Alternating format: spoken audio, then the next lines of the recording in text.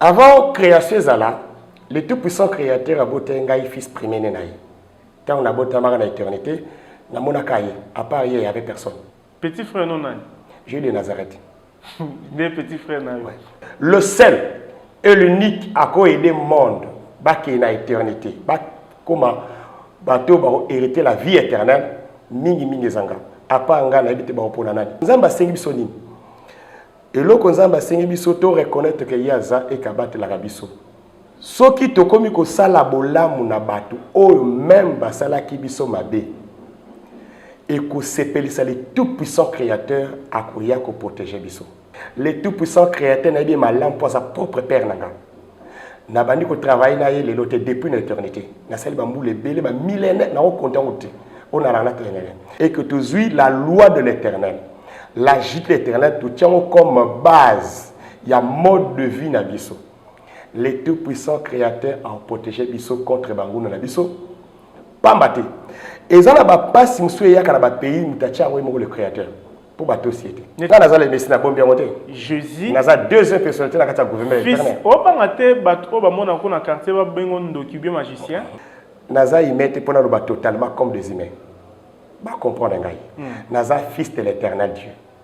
Aucun serviteur de l'éternel monde a quoi la Bible le kanga bozalaka jamais. Je dis bien jamais. A jamais ko le kanga la connaissance ya ba l'éternel. Donc yo jamais. Au leki cardinal a mbongo na connaissance éternelle. Soki nazwi na kati ya Bible nazwi 100 commandements ya Nzambe na Bible. 4 kande ba tous. Donc, batata nyonso to mona naza deuxième personnalité dans le gouvernement, il y a un programme, un dossier tout, il y a les créateurs dans le Jean 5, Jean 5, 22 à 24. Le Père ne juge personne. Il a remis tout jugement au Fils. Et il y a de l'espoir de juger parce qu'il est Fils de l'homme. Il y a que juger Zangaï. De ce qu'on a jugé, ok, jugement monsieur après les arrêter. Merci beaucoup. Abonnez-vous sur notre chaîne YouTube Kadhafi Mbumbuti pour ne rien manquer. Mbote Ndeko José Lembe. Mbote Ndeko. Olobi Ozali Messi. Ouais. Tant que le boza Messi, on lui expliquer ni. N'a expliqué boy. Parce que tu as dit que Messi a zamou en Nzambe. Voilà, c'est exactement ça. N'a expliqué boy. Monde alelo batebele au bata ka Bible. Ba ebi que Nathan otoza le Messi faya. Alors, il y a que de quelle manière, vous voyez là, et puis, mes soeurs, vous voyez, ndengeni. Il y a un amour que malamu nga o nazanga moko Messi, qui n'a la kabeba lukanga iba monanga, malamu na se présenter ngamoko. Naza le Messie, le Fils unique du tout-puissant Créateur, Emmanuel, la lumière éternelle, l'éclair, le Fils unique, les rejetons, l'agneau, tout les angai. Chaque combo nangai au bâti na Bible. Na une signification on a comment na parvenant à réaliser programme selon combo. Alors pour baïba Messi zabou ngai Messi baïba na misu physique parce que misu physique comme on a été pour banga Messi il faut la loi de l'éternel. C'est par la loi de l'éternel né baroye banaza Messi parce que le tout puissant créateur na katia loi nae atia ba critère nyonso ozo caractériser nga Messi. Alors, les critères sont caractérisés Messi dans la loi de l'éternel. Ce qui est en mais na miso amosuni bo physiquement bo bakoyi bangaité parce que ba commis la Bible na Jean 7 24 ne jugez point selon l'apparence mais jugez selon la justice. Motoyo azwingai Messi na miso physique a otapa côté. Mais motos ont Messi selon la justice de l'éternel et à comprendre.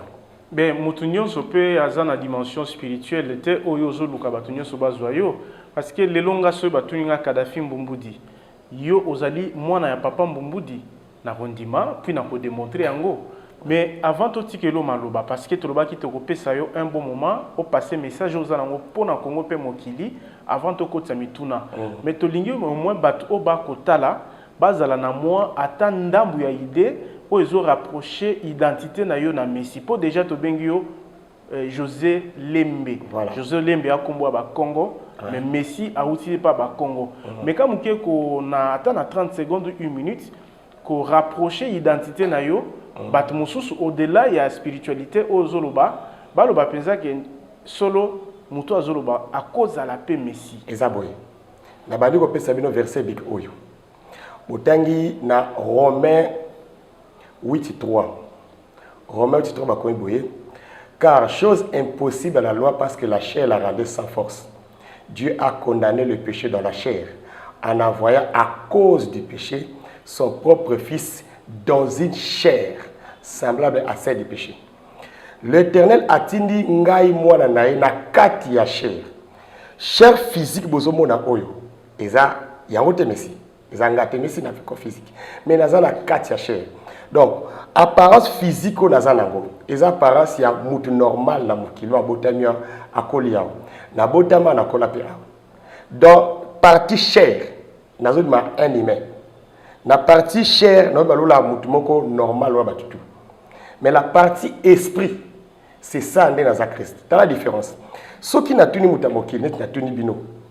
Avant, besoin au physique, bon amokilo bola kawapi, boye bate, pour boza ba humain. Un humain, aïba jamais bisika utaki avant na mondo ni bisika okene. Un humain, connaissance na e bandarata ngazo physique. Mais nga na ndengona te. Ngai, Naza le plus ancien de l'univers. Naza, wana monde des athées. Si ezate, terre ezate, nga Naza. Naza nini alors? Parce que ceux qui biso toye bate yo okomiye bozala kanini. C'est pas Naza. Avant création zala, le tout puissant créateur a boté ngai fils premier nenaï. Quand on a boté dans l'éternité, na monakaye, à part il y avait personne. Ni ba ange ni rien. Programme a créé. Abotaka ona nani? Abotaka ona nani? Ah voilà. Parce que le but que on a kakayi. Même maman na on a été. Na mona kayi. Mais mère na mona été. Dans le programme, tu as deux fils à l'Éternel. L'Éternel a botti biso bana mibale. Ngana leki nanga. Comment tu botamaki? Soro tangi na Jean 1. Ngai la parole de l'Éternel, ils ont qui des mouvances. Il y avait un temps où la parole de l'Éternel est qui esprit. Il y a un temps où la parole de l'Éternel est comme qui chair. Au moment où la parole de l'Éternel est qui esprit, dans le 7e jour, n'a botamaki. N'a botamaki dans le 7e jour, un programme, il y a calendrier à l'Éternel. Mon petit frère, avec Botama, dans le 4e jour, il y a programme, il y a l'Éternel. Tous à deux. Il y a à chair, il y a esprit. Petit frère non nani? Jésus de Nazareth. Des petits frères na yo. Ndeni abotama ka c'est avant yo. Combien? Abotama na 4e jour yo na 7e. Donc il y a abotama avant yo. Dans le programme, il faut y aller avant nga. Nga de fait écart à 3000 ans, 3 jours. Donc nga na ye, il faut nga na ye écart à 3000 ans. 4e jour au 7e jour. Voilà, tu passer un message au Yakinango d'abord, avant tout bandaropé sur Mituna, pour s'adresser au peuple congolais puis au monde et message au Yakinango. Ouais. Message est aboué. Message au Nainango est concerné monde, est concerné Congo, pays Nyoso. Alors, dans un message oyo, le tout puissant créateur Azan a besoin, il y a batu oyo, ponier comme le seul Dieu unique, il y a vina bango, batu oyo, accepter, koye kola loi naye, justice naye, volonté naye, pensée naye, afin que va mettre en pratique. Donc, le tout puissant créateur Azan a besoin, il y a oyo, préférer ko to sa mibe konaye, na justice naye, afin que a accordé bango la vie éternelle. Il y a des programmes à Zanango. Et programme où ils ont mentionné dans l'Éternel, Sokotangi yango na Ésaïe 51 et 51 4. Ésaïe 51 4 est des bases. Allez bon Ésaïe 51 4. Il dit mon peuple soit attentif. Le tout puissant créateur a fait ce message. Mon peuple soit attentif. Ma nation prête-moi l'oreille. Car la loi sortira de moi et j'établirai ma loi pour être la lumière du peuple. le tout-puissant créateur a le biboye que ba oyo bazali peuple naïe, ba oyo baza nation naïe, ba yokaye, ba tia mato ya yoka message. Loi oyo ko diriger bango eguta na ye moko l'Éternel. Donc parmi bango mutu moko te amisa la ba loi na ndenge naïe. Sauf la loi établie par l'Éternel, ne feta musabango na vie na bango mobimba. Alors, l'Éternel a établi loi naïe et comme lumière ya peuple. Cela veut dire ceci. Partout dans le monde, d'ici Kanyoso Mutaza, pays Nyoso, Batu Nyoso, Moto Nyoso, on a quatre motema naïe a poni. Yakoye kola la loi de l'Éternel. À mettre en pratique, durant vie aux âmes accordées sur cette terre, comme un peuple à lumière. Moto o yako sa décision, yako désobéir la loi de l'Éternel. La volonté de l'Éternel. Asala o ya moni na ndenge na ye, le tout-puissant créateur a commis ça ténèbres. La conclusion, lumière n'est que demeurer éternellement, mais ténèbres est que ça l'a détruite par l'Éternel. L'Éternel a aussi les deux. Ndenge ba commis na Ésaïe 45, 5 à 7. Dans une partie essentielle, il dit ceci. Je forme la lumière et je crée les ténèbres. Je donne la prospérité et je crée la diversité. Moi, l'Éternel, je fais toutes ces choses.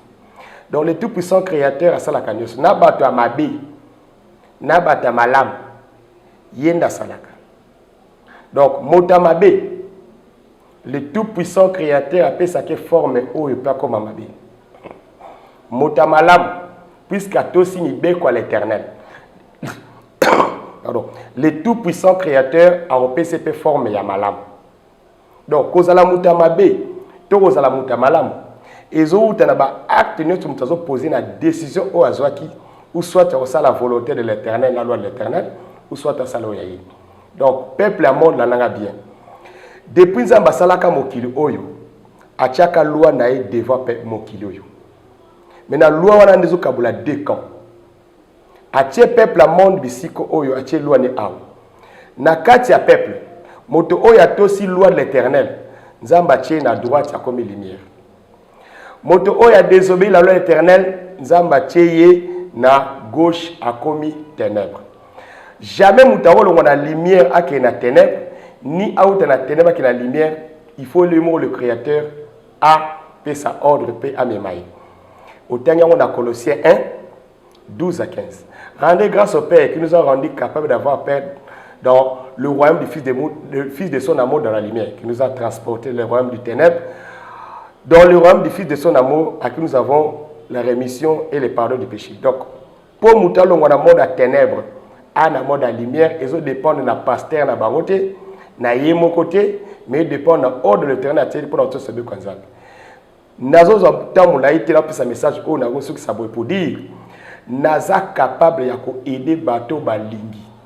Motonyo soit lingi aye kola la justice de l'Éternel, la loi de l'Éternel, la volonté de l'Éternel. Nga naza capable na aider aye bango. Vous êtes capable de lokola nani. Pour nani? Lokola nani. Lokola nani, voilà. En qualité de qui? En qualité à la fils unique du tout-puissant créateur. Pour nani? Un ange a limité. Ange a jamais éternellement. On a fait ce qu'on a versé. Autant il y a Hébreux 2, 5 à 9. Ce n'est pas à des anges que Dieu a soumis les mondes avec nous parlons. Ange en qualité. Prophète paix a jamais la vie éternelle. L'Éternel dit, un prophète peut-il le vivre éternellement? Autant on a Ésaïe 3. Prophète a jamais la vie éternelle. Tu es même l'homme, la femme, n'a pas la vie éternelle. Parce que Dieu a dit dans Genèse 2, et voici l'homme est devenu comme nous, à personne de toucher à l'arbre de vie de Père qui vit éternellement. Et Dieu a dit à l'homme, puisque tu as mangé le fruit dont je n'avais point l'ordre de manger, et que tu as écouté la voix de la femme, tu te retourneras dans la poussière. L'homme se retourne dans la poussière. Alors, le seul et l'unique à quoi aider le monde, qui est dans l'éternité, comment bateau va hériter la vie éternelle, mingi zanga. À part nga na habité pour nanani. Très bien. Je pense message na yo et l'équipe au péché on a oisengelaki. To retourna au mitona. Voilà. Ozali Messi zana lopoto na linga la Messi a topé Yesu. Ouais. Moi na Nzambe. yo mwana na nzambe obotami na Congo na musuni ndengo lobi na biso awa Congo eza moko ya mboka o etungisami mingi je pense lelo plus il y a 20 ans eza na tungisama na est ya RDC notamment na ba guerre yo oyo olobi ozali parce que ba chrétien ba yebi ete mwana na nzambe azali nzambe donc yo pe soki oza mwana na nzambe ozali nzambe okomona ba congolais o babotami lokola yo na musuni konyokwama lelo bato bakotanga plus de 8 millions de morts oza kotala nini olingaka esalama mpona Congo tosila 80-90 millions nyonso ya bato balimwa bakufa po yo nzambe obotami na Congo na musuni ose manifester mpona kosauver ba congolais. Opposer question à bien n'a pas répondre selon connaissance sur le créateur appelé Sangaï. N'a pas sa réponse selon le programme où esengeli biso ba oya l'éternel toloba. N'a pas répondre était ndenge batamokili ba répondre parce que na pensé nangai na ko l'appeler la batamokilité. N'a pas sa réponse boy. Prophétie oyo l'éternel la pesaka pour la mabele oyo. Ebele ba pasteur batanga kango. Ezana Esaïe. Soko tangi Esaïe 19. Otangi Esaïe 18. Ba pasteur ba programme ba yebi programme wana. Pona ngana lo boy. Eloko na sengi na bato. Ba ebeloko moko. Le tout puissant créateur yende atiaka kimia. Pambate, ce que le tout puissant créateur a décidé. Décision na etika la kalibela. Mais loko le tout puissant créateur a senga kabiso. Toto sanebe konaye. Soki toto simbe konaye. Ezala malam. Dans un exemple moko ya verset biblique. Au ba komi na Bible. Abi si le peuple qui invoquait mon nom simili cherche ma face. Nzamba kwena. Donc nzamba sengi biso nini? Et loko nzamba sengi biso to reconnaître que yaza et kabate la rabiso. Et qu'il est le Dieu juste. O asunga kabato. Comportement na biso. Et balana na libeko le créateur a sengi. Libeko ngo eza nini? Kundola ngona. Naroya. Omoni na peso mbeko moko. Na libeko na lubani. Et loko le créateur exception nizani. Entre biso na biso tozana bomoko na bolingo. Commandement mutu ya mwana. Il dit tu aimeras le Seigneur ton Dieu de tout ton cœur, de toute ton âme, de toute ton âme, de toute ta force et tu aimeras ton prochain comme toi-même. Ce qui entre biso to tche bolingo entre biso. Moto oya salio mabe ozongi sele bolam. C'est ce qui est écrit dans la Bible. Surmonter le mal par le bien. Moto salio mabe yo zongi sele bolam. Un peu exemple. Moi, il y a un téléphone à flasher les unité. Moi, il y a un téléphone pour y avoir mon exemple. Ce qui te commis que ça la bola munabatu, ou même basala qui biso mabe, et que c'est le tout puissant créateur à quoi protéger biso.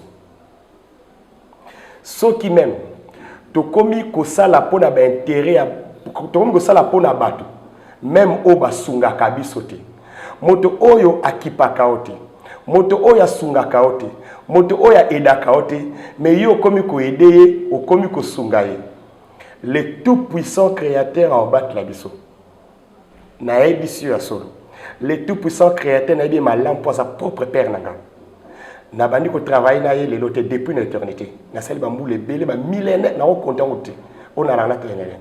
Na travaillé avec le gouvernement éternel, dans la deuxième personnalité, na katia gouvernement éternel. La deuxième. Donc, c'est ok, na katia gouvernement éternel, nga na la deuxième après. Ce qui vraiment batu babandi koto sanibe ko l'éternel. Et aussi mamala mingi. Et que tu suis la loi de l'éternel. La justice de l'éternel, tu tiens comme base, il y a mode de vie na biso. Les tout puissants créateurs ont protégé biso contre bangouna na biso pambate et ça na ba passe msuye ya kana ba pays mutacha ngo le créateur pour ba société net oya biso na Congo na lobi et ça na ba passe msuye mais yo za censé ko yeba parce que oza mutuku to tuna mutuna ozaka na réponse à repesa pour yebi déjà po yo bioza Yesu na préféré na le blanco bongo pour compréhension bateau ça la bien pas si tant ya kana ville eza mususu l'Éternel nde atika ngoya afin que a former bateau na ba marcher na principe ya zolinga ce que le tout puissant créateur a moni programme ya za na pour na pays wana et que bateau baza wana bazo comprendre le programme na été bazo sala makao mingi ndenge ya zo senga ngote. Alors le créateur a ça la peu bloc bon pour redresser ma cam. Alors ils n'ont pas souci à ranine, jalousie à batamotili. Aux allez l'eau qu'on a bien tant que nous assis là na route à créer jalousie. Donc bah pas si la méthode de belé. Alors parmi les méthodes nous soina. Pour tous à la protéger, il faut que le tout puissant créateur a protégé Bissou. Donc Congo est protégé dans le tout puissant créateur. Jusque là, pas totalement. Pourquoi? Bah, on baza censé couper sa message à l'Éternel na peuple et ça bah serviteur de Dieu. Est-ce que bah serviteur de Dieu oyo baza na ba avantage? Est-ce que bah la justice du tout puissant créateur n'ezalaka? Bah ebiango ngana tuni question. Est-ce que nazoloba? Yone yanola. Nagoya. Est-ce que bah serviteur de Dieu oyo baza na ba avantage? Parce que ngalu na ba avantage ti. Nazangi ba moyen pour na lekna ba émission. Nazangi ba moyen pour la sala musala o esengeli. Yo yeso zangi ba moyen. Oui. Leki nazoya. Tout appartient à l'Éternel. Mais nazoya. Mais yo sur l'Éternel la ndenge zangi ba moyen. Nazoya. Leki nanga de Nazareth. Pourquoi des faga boîte à Pierre? Pourquoi Pierre a des faga boîte à mata pote na robato? Ali aka feti ya Pâques. Nanda kuna yatonga to nanda ka mutu oyo asenga ka pesa ye. Zakai alambelaka leki nanda kuna ye na mbongo nani? Marina Martin. Donc, est-ce que le pasteur ou un avantage? Le gouvernement du tout-puissant créateur n'est fonctionne. Est-ce que le gouvernement peut sa message, peut sa programme ou je crois que Bisson de Tozana, entre guillemets, avantage, il y a que à se réclamer.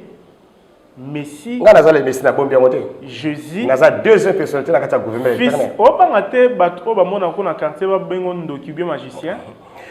Nazoya, ce Moutabengan de Kaorema, il moko. Nasala Mabungati. Elle fait. Batu Oba Ebingai, Barolobano, Moutouana, comportement, Aza parfait. Yosa parfait. Na parfait. Na monité Moutawotangela Mabunga. Olula raté.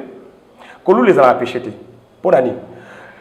Mokolo, oh l'homme, à mon femme, a dit voici cette fois-ci la chair de ma chair, l'os de mes os. Alou la caille, n'a la cana jouan, a péché gâté. Mais a péché à Mokola Tosa Maluba Moisiwan. L'homme a péché tant à Tosa Maluba femme et on l'a fouillé. Mais l'homme a péché tant à Loulaka mon femme naï. J'étais là ces jours-là moi-même. Mais Kolou les a peu parmi ma somme quoi enviété. Au mot utilisé des compreneurs. Kolou les années. Comment combat la moitié au lolité? C'est impossible. Comment on dit que souffrir au Lukambongo, au foot à la famille, pour la moitié au Lulagate? Mais quand nous avons béni, sans le loco oyo, l'Éternel a tcha pour un programme na yote. Ndé comment péché? Par exemple, ndé nga na zaboé, na l'église physique, quoi péché? Nga na kolu l'église physique. Yo dans l'église? Non. L'église physique c'est pour la lévite, pour l'angate. Mozo tanga ba référence biblique, c'est-à-dire que Yesu atanga un peu Bible. Mais ça bien sûr. Au début les gars na Nazareth jouent na la jouent na Nazareth. Jésus de Nazareth atanga ka ma commis Esaïe devant bato. Makambolo babato ko mon aventurier té. Non, zalé zabou. Naza y mette pour le bateau totalement comme des humains. Ba comprendre ngai. Naza fils de l'Éternel Dieu. Fils de l'Éternel Dieu, alobaka ndenge tata alobaka.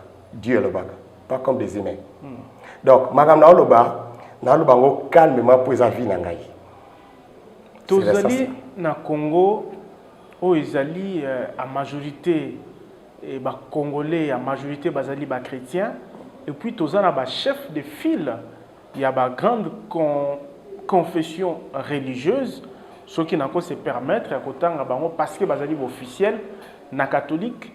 Tozali na cardinal Ambongo, na ba protestant, tozali na docteur André Bokondoa, na l'élo église des réveils, tozali na prophète Dodo Kamba, et s'il faut cité wana côté ba chrétien puis ba kimbangiste ça na papa Simon Kimbango kiangana.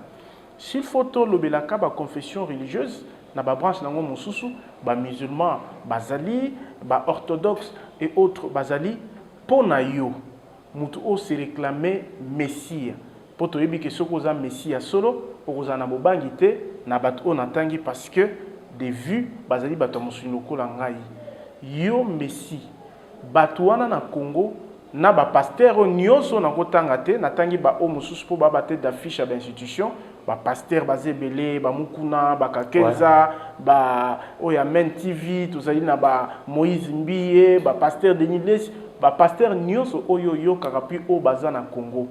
Donc pona yo mission oyo falaki basala na part ya Nzambe basala raté. Opposé que ça bien. Kuna sepe na question. Oyebi na la vérité.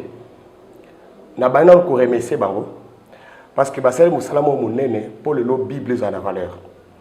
Basale musala munene pour le combo ya Jésus et sa place na majeure partie ya bato ya mokilebe. So le combo ya Jésus tanga ma partout va participer. So le Bible zu valeur va participer. Na Congo notamment. Même dans le monde. Donc baza ba serviteur de l'Éternel oyo ba pesi importance. Ya ko zalobi kona l'Éternel. Ba pesi importance ya ko yepa Yesu. Soki leo na kati ya ba famille na ba contre tout. Mutazo lingana ke luka Yesu na ke no sambela ba lité pona yango. Là maintenant. Mais ils ont le programme où le créateur a tiré au Jésus à l'obaki. Soki batangi Jean 15 verset 13 verset 14 verset 15 bisika baza ba comprendre niveau ya connaissance de dans le na réciter les bancs. Jésus de Nazareth a le bin à Jean 15 13. Il n'en a point de plus grand amour que de donner sa vie pour ses amis. Il voulait donner l'exemple à ma pasteur. Tout serviteur de Bisikaza, il faut appeler sa vie na pour na bandimi na e. Malamu ya la lanzala bandi bazala bien. Malamu ya nyokama mais bandi ba marcher na droiture tout ça mibe kwa nzambe. Et ça programme Jésus de Nazareth qui n'a pas ça qui. Na 14. Jésus dit ceci. Vous êtes mes amis si vous faites ce que moi je vous commande. Na sengi na bango. Ba se souvenir la phrase où maître na bango alobaki na bango. Leur maître na yo. Maître na bango. Mais leki na yo. Leki nanga. Ngaza maître na ngate.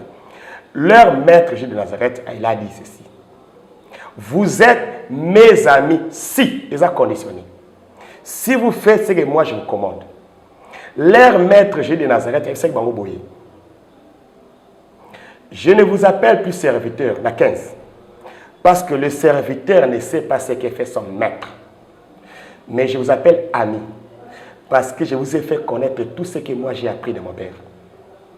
Jésus de Nazareth a payé ça un message au hasard qui est par le tout-puissant créateur. Un message va transmettre à la population balanioso. Va veiller à ce que la population a le marché na goto sa nibeko ya maître na bango Jésus de Nazareth et za la malao mingi.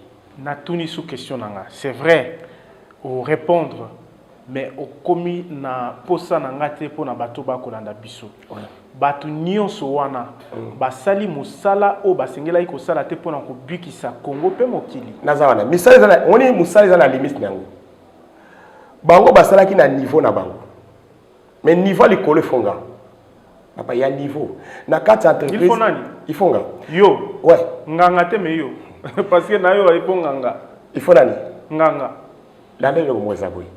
Le tout-puissant créateur a Kabola qui deux rives. Rive yangai fils, yabiso ba fils, na rive ba serviteur. Ba serviteur jamais ba koyi ba patron malam. Kaka biso bana naye. Ezala ba secret oyo patron appelle sarabana naye. O ba serviteur ba koyi ba raté. Patron ko so jamais ba secret par exemple mbongo ba secret ba compte bancaire naye appelle sa serviteur. Non. Appelle son biso ba fils. Donc ceux qui 1000 serviteurs de Dieu baza devant Gaï. J'ai pas la Bible pour les kanga. Baza ba serviteur. Jamais. Aucun serviteur de l'éternel monde a la Bible pour les kanga. Vous en avez jamais. Je dis bien jamais. A jamais qu'on les la connaissance Yahweh par l'éternel. Donc, yo, Jamais. Oleki cardinal a mbongo en connaissance éternelle. Naye, dans le vélo, Moroboy. Tout ça, d'une manière claire. Nazolo Makambu, na compte nanga, na parlé deux rives. Ou soit aux fils de l'éternel, ou soit aux serviteurs. Moutounion so presque na monde aébi. Que patron, à l'accent, secret à mine na ba fils naé, que ba serviteur naé. Na pèse au verset biblique Oyo, Batanga. Malachi 1, 6. Le tout-puissant créateur dit: un fils honore son père et un serviteur son maître. Si je suis père, où est l'honneur que me dit? Si je suis maître, où est la crainte qu'on a de moi? Le tout-puissant créateur a maître par rapport à ses serviteurs et a père par rapport à nous qui sommes ses fils. Natuni question Moussous. Est-ce que les serviteurs et Nzambe oyozo reconnaître il y a Congo bato saka Nzambe bato saka mibeko Nzambe? Et ça, la phrase moko au jeu de Nazareth Salobaki. Nazoya. Bato saka ndambo mibeko ya Nzambe. Ndambo. S'il faut que le pourcentage, vous avez combien de pourcents? 1, 2, 5, 10 4%. Sur 100. 4%. Donc, ce que nous avons vu dans la Bible, nous avons vu 100 commandements dans la Bible. 4 cas de tous. Donc, batata nyonso to mona raba ko défilé ba pasteur et autres nyonso wana bato saka 4. Donc 4 na wana. Donc celui n'a vu 100 commandements dans la Bible. Bien que c'est la 10. Ba commandement c'est belé. To 10 wana yango te. Jésus pratique ba commandement. Il dit si vous n'obéissez à mes commandements. Na ya Jésus pesa la 4. Mais oya Nzambe, oya papa na Bible. Na dit papa.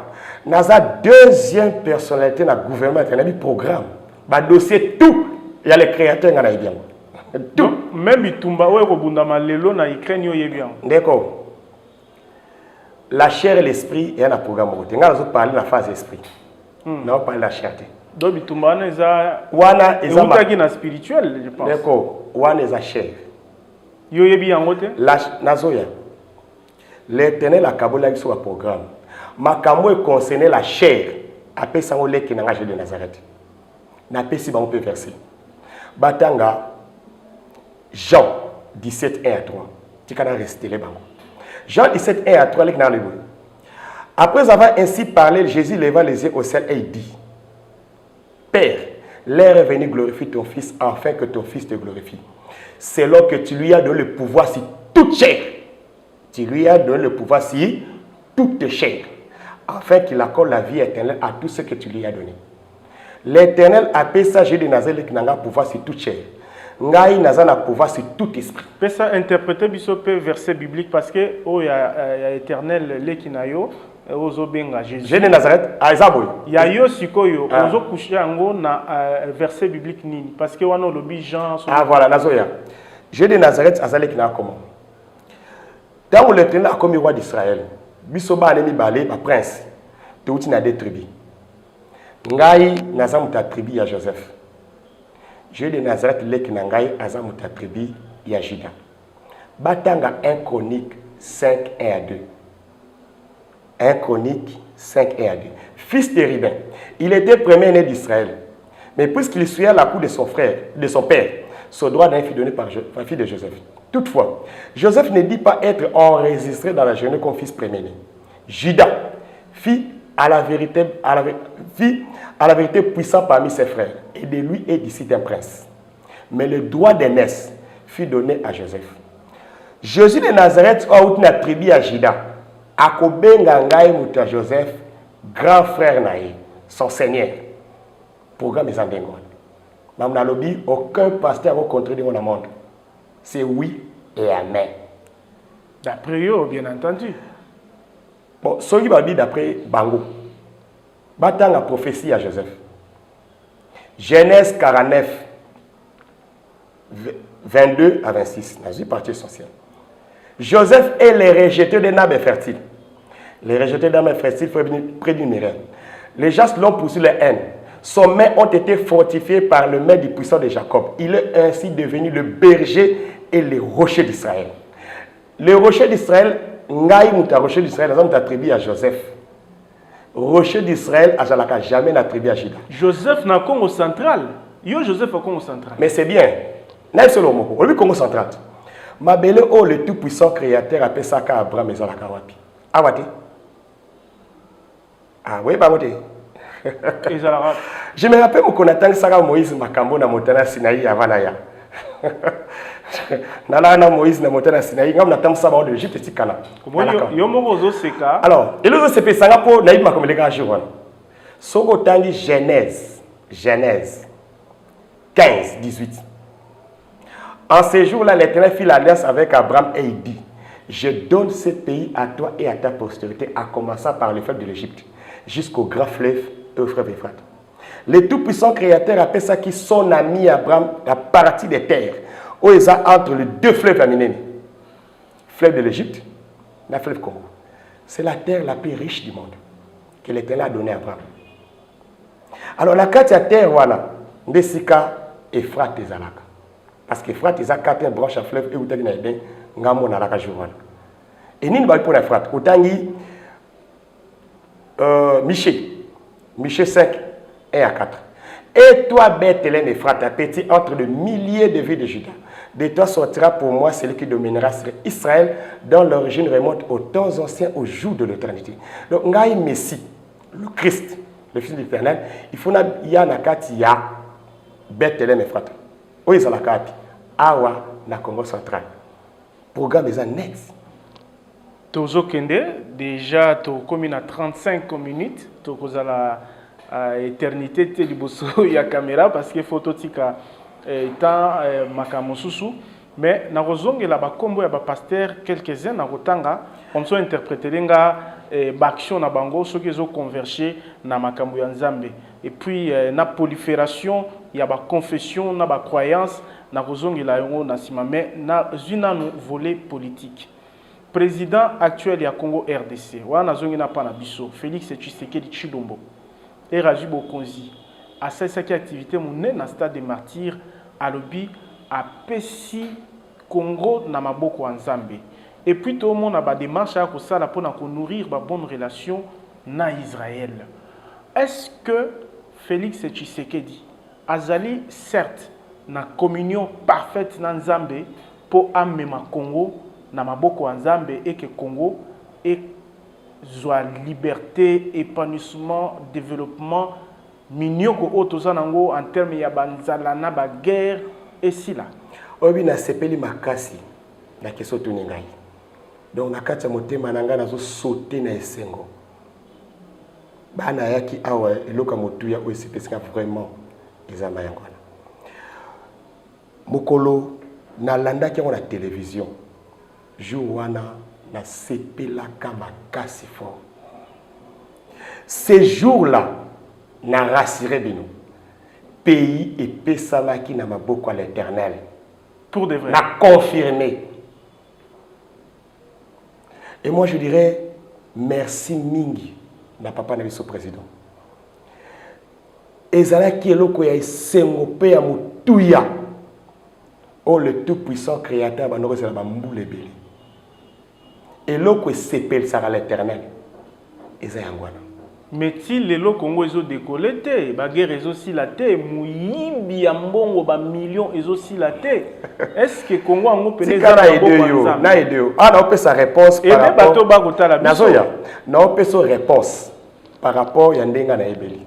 Vraiment batuba konanenga ité parce que on peut sa réponse ndena zo kanisela. Et l'eau ya mutuya o s'appelle ça à l'Éternel. Hein? Justice.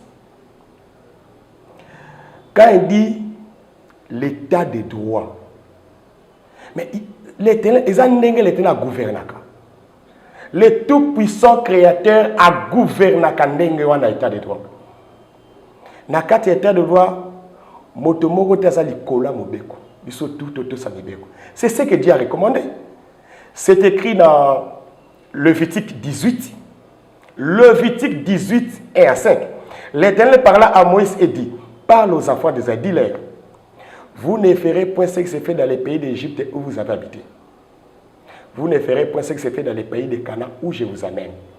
Vous ne saurez pas leurs visages. Je suis l'Éternel, votre Dieu. Vous observerez mes lois et mes ordonnances. Vous observerez mes lois et mes ordonnances. L'homme qui le mettra en pratique vivra par elle. Je suis l'Éternel. Mais tant que l'eau quoi, ils sont balades. L'Éternel a gouverné la nation Oyo. Moutunios a auto salibé qu'on a l'Éternel. C'est ça qu'on peut s'appeler dans Zambie. Qu'on peut s'appeler dans Zambie, c'est que Moutou a une valeur et importance. Il y a qu'on y ait qu'on la nibeko, peut qu'on tout ça yango. C'est ça. Et là, le créateur a fait la soumission au Dieu tout-puissant créateur par rapport à Nibeko. Et David a bien. David fit le roi. Oh, le tout-puissant créateur a fait ça qui est puissant dans le roi. Battant la parole, pensez à David, dans Psaume 119, 63. David a le bin dans Psaume 119, 63.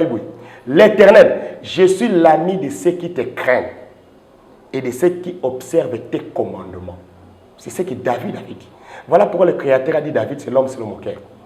Pour Nanga, pays et Pesama qui n'a pas beaucoup, vraiment l'Éternel, la déclaration.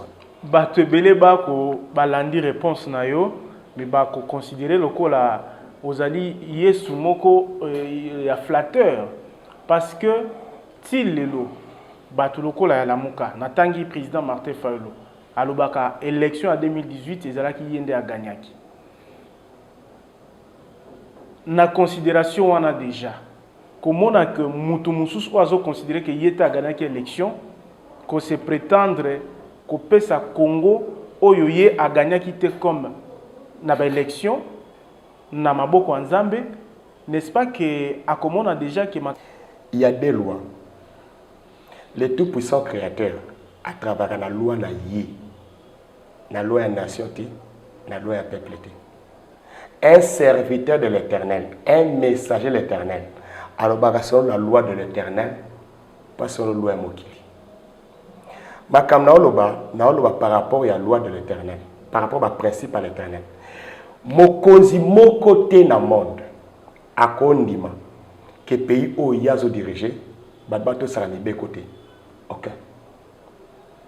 Papa mokote na monde akondima bana o yé aboti. O yazo boko na ndako na ye, bato sakanibe ko ya ndako o ya titi. Mokota kondima ko. Pasteur mokota kondima que fidèle église na ye ato saramibeko o église o bachete. Oko remarqué koto samibeko eza kozong sabat na bomoko. Bad bakoma kana bomoko so ba oto sambeko. Désobéissance mbeko ne kabola kabato. Souvenez-vous le kaka na cieux entre Lucifer et l'Éternel. Nazalaka nangabo. Est vrai? Lucifer a poni qu'on désobéit au commandement où le Créateur a tient à Katia Sieu. A poni qu'on désobéit dans le programme où le tout-puissant Créateur a tient pour Tchabana Bomoko. C'est ce qui se passe. Donc, Bomoko Kadnabiso, ils ont pour intérêt, il y a Congo, ils ont pour intérêt, en tout cas, Mbeko pour Nabolama Batutu. Mibeko Oyo, Endimami na l'Éternel, Mibeko Oyo, Endimami na peuple. Il y a un avantage pour la Botu. Donc, c'est-à-dire que Oyo, Lamuka, Martin Fayulu et les autres. Là, bien. Naza Zambaza Kunate. Yokanazoya. Na édition A, n'a jamais koloba selon le principe de mokilité. Je suis un messager de l'Éternel, pas n'importe quel messager, le Fils unique du Tout-Puissant Créateur, deuxième personnalité dans le gouvernement de l'Éternel. Il faut que le loi de l'Éternel. Et quand nangai, il faut un amour du prochain. Pour nani, si le plan physique n'a pas congolais, corps physique n'a pas dit. C'est-à-dire que dans la physique, nous avons un sentiment. Mais non, ne confonds pas entre sentiment et principe. Makambo ngana loba, ils ont un principe où ils sont basés dans un principe où il y a l'Éternel, où il y a normal. Souci nangai, tous à la moko poto bongisa Congo. Mutna muta participer. Même ngai bisika penaza. Ils ont la part na na pesa pour na bongisa Congo. En étant congolais aussi. Donc on a dans la part na pesaka un comportement nangai. comportement nanga vous allez exemplaire net juste sans bavure vous allez parfait ils ont influencé ba jeune ebele ba copier comportement nanga vous allez muto malam ou azo respecter mibeko mboka na mibeko l'éternel ebele so balandi yango na sali par na kati ya pays Yesu aza na Congo mais to komona ba bombe ko bima bato ba ko koma bizengi ba supu na tolo et tous les mauvais comportements qui Yesu na yo eza pona bato mususu pona Congo te parce que aucune de tes influences ont énuméré pendant tant nyonso tozu awa oyo ekoki ko bongola puis ko pesa réussite na Congo ozo prétendre ko apporter un petit plus. Souci na ngezani na pesa ba enseignement. Malheureusement nazana temps moké on pesa enseignement pour nazana église te. Naza pe na ba moyen te aluka ba chaîne pour na pesa ba message. Soki nga nazala ki na ba moyen. O na ko luka espace na ngai. Na na sala émission moko oyo. Na ba lo pesa ka conseil ya malam na ba jeune congolais nyonso. O aza jeune. Aïba comment na ko te sembe kwa mboka na ngai. Comment na ko te sembe kwa l'éternel. Comment on a respecté ba konzi ya pays, comment on a cause na moudi prochain sunga baninga, comment on a tia sourire na kati ya ba vie ya bato bazolela. To repesa yo espace na chaîne YouTube na biso, wana to garantir en pleine émission. Merci. To kende siko na ba question parce que to sali déjà 55 minutes. Donc tikali biso 5 minutes car pour to pesa ki 1 heure du temps. Voilà. Nalobaki toza na ba confession religieuse ebele. Ouais. Yesu azawapi. Nzambe azawapi. Justice azawapi. Voilà. Simba phrase on a l'objet. Ezami kuse réponse. Na ba confession religieuse nyonso. Yesu aza. Parce que na kati ya ba confession religieuse nyonso ekozanga te kozala ta mondimi bale misatu oyo baza pe ya Yesu. Ce qui fait que na kati ya ba confession religieuse nyonso ekozanga te na pasteur moko mbale o azo marcher na droitier réellement nzambe ata soki ba mususu ba koto sembe kwa nzambe te mais ye quand même azali ba kozala toujours. Mais avant émission place wana na lingana lobango na suka parce que na moni que Yesu abangi maloba na ye moko ko lobi koza Yesu olobaki na Congo Congolais biso tout ba Congolais e banda ba konzi ba pasteur to ba sana nzambe na biso nyonso ba Congolais to banga kamibe kwa nzambe te mais na 60 minutes ko na aussi là Yesu abangi koloba makambo wana. Non, tu vas expliquer yo. Nani apanga, je dis bien apanga. Nana za saint. Koza la saint. Eza koto sanibeko nyonso à l'éternel sans que je na moko. Apanga na douter na kokoma na donc pour na pasteur mukuna ato sanibeko nzambe te. Nyonso te. Nazaona. Soki botuni même ye moko. Aloba na yo magi na to sanibeko nzambe na pe na mabunga na ngai pe na kokla. Cardinal Ambon. Il dira ça que naza humain. Na to sanibeko nzambe mais na kokoma na perfection te na logo na Jésus. Donc bango nyonso ba mutombo ba denile bakolo bongo que na to sala be kwa nzambe mais na perfection ya sainteté comme Jésus na comité. Voilà. Dona ba konzi pareil. Bakolo bongo que toto sala be kwa nzambe moko mi balé. Mais pesa bango kasi liloba moko parce que tikali biso 3 minutes. Pesa bango liloba oyo ko senga ke bazala droit ba yeba ko orienter pe ba brebis na bango parce que ba te belé ba ko alors na yewana bazo bunga na yewana na pesi programme oyo nyoso abenga mi serviteur l'Éternel azo servir na kati ya programme oyo ya Jésus de Nazareth botanga Deutéronome 33 8 à 11 siko ba verset biblique ngo kangango ndeni eza c'est la bis nanga ngade na koma bible ngo bible guta na ngai ngam na dictara Moïse. Allez-y, Deutéronome. Deutéronome 33, 8 à 11. Le Timim et Urim ont été confiés à un homme saint. Moto oazo représenté peuple de Dieu devant Nzambi. Il faut la qualité de la sainteté. Cause la sainteté, ils ont tous sani beko ya l'Éternel. Le tout-puissant créateur appelle ça deux lois. loi moko apesaki serviteur na Moïse na montagne na Sinaï na loi ya mibale apesi ngai Messie Christ na montagne na Sion. Loi o apesaki serviteur Moïse ezo travailler na makambo etali chair. Loi o apesi ngai fils unique na montagne na Sion ezo travailler na makambo etali l'esprit. Verset biblique otangi Ésaïe 2:3. De Sion sortira la loi. Loi au ebaki na Sion, et ça loi où le Créateur appelle un fils unique pour nous transmettre les connaissances à peuple. C'est ce qu'on appelle la révélation de l'Éternel ou appelé Christ. Et tout ça dans la loi de Moïse. Loi de Moïse est basée sur la métal chair. Ma cambe concerne vino ya chair. Loi de Moïse. Ma cambe concerne vino de l'esprit. Et ça loi où le Créateur appelle un Christ dans la Sion. Parce que dans l'homme, il y a la chair et l'esprit. Voilà. Parce que Jésus a dit à Nicodème, dans Jean 3, 6, ce qui est né de la chair est chair, et ce qui est né de l'esprit est esprit. Parlons lingo lobani parce que ngana linga ki yo o lakisa ba o bazali considérer le quoi ba serviteur nzela o ba sengeli kozwa po bazala juste et puis baté ya pe makambu o sengeli. Na sengi ba boy. Tout serviteur de l'Éternel ou alinga comme juste devant l'Éternel. Abengi sangai azo enseignement dans le PC. Les enseignements il y a quelques minutes. Les enseignements il y a mois. Alors, enseignement à moi dans le PC on a quelques minutes au la télévision. Naza libre. Ce ba bengi sanga na ba poser ngai toutes les questions. Na makambo ezalaka avant création na yebi. Na o esalamaka pendant création esalama na yebi. Na o eza depuis création ezala na yebi.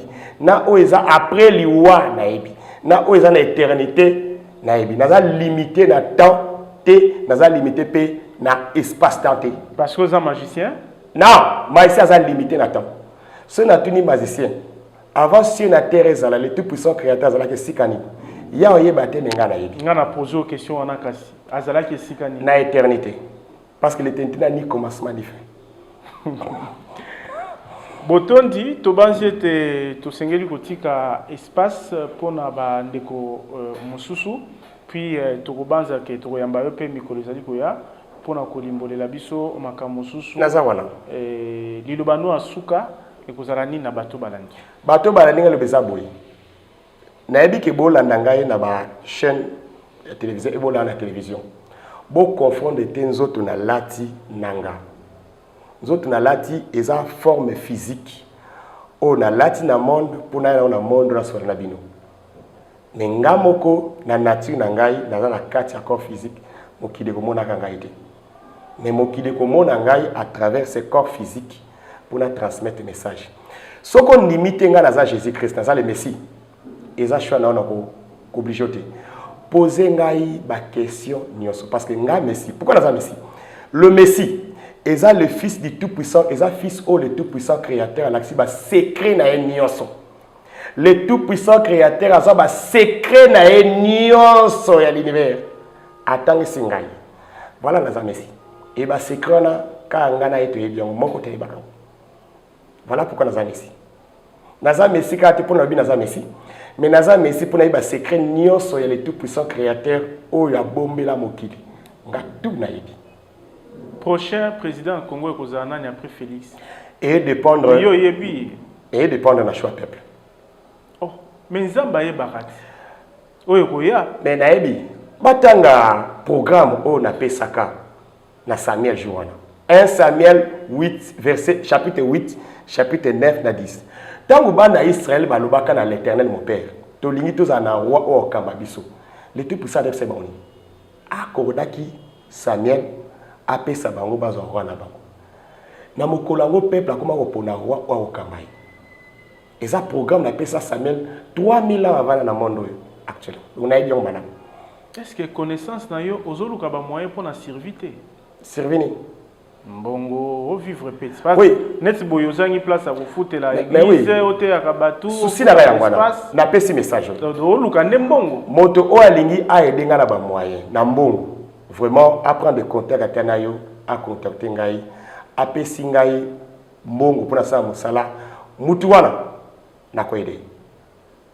Parce que na monde eza facile mutai ngai. Moto nyonso o ya ko edenga. na moyen financier apesinga soki vraiment ayoki makambo na bisai naza capable ya kolongole awa akende tine éternité na commission parce que na kati ya programme nzambe pour mutaki na éternité akende paradis fonga na pesa corps mais il faut akufa na bo moyibo muta okende ndeni Eli akenda ndeni